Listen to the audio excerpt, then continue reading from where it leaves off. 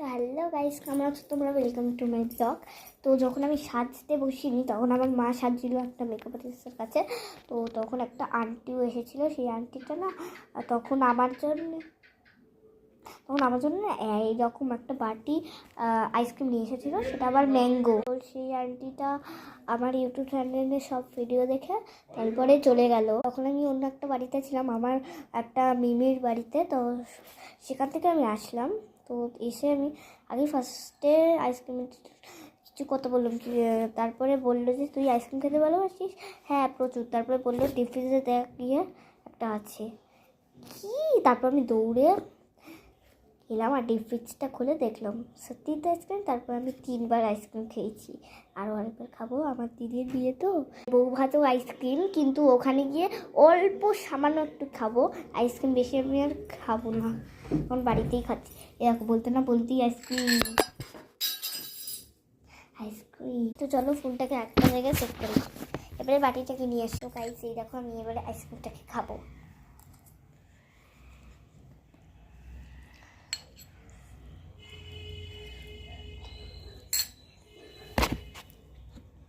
মুখটা কিছু হয়নি।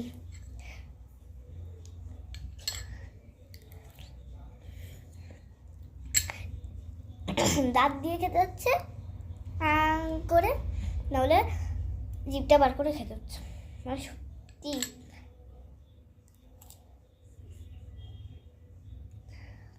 দারুণ খেতে কিন্তু।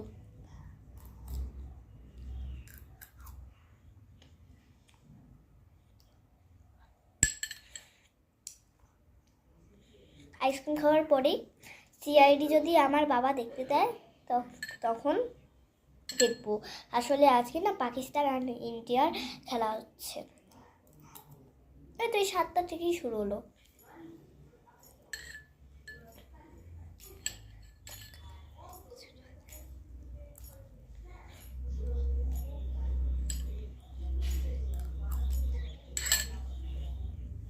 দারুণ ম্যাঙ্গো ফ্লেভার।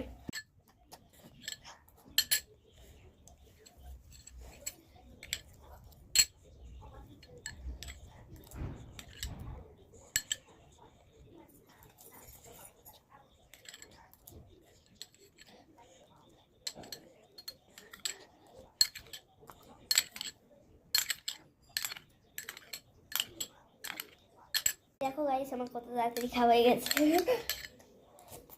তো চলো বাই। ওটা অফ করবো এই বাসিটা বাজিয়ে।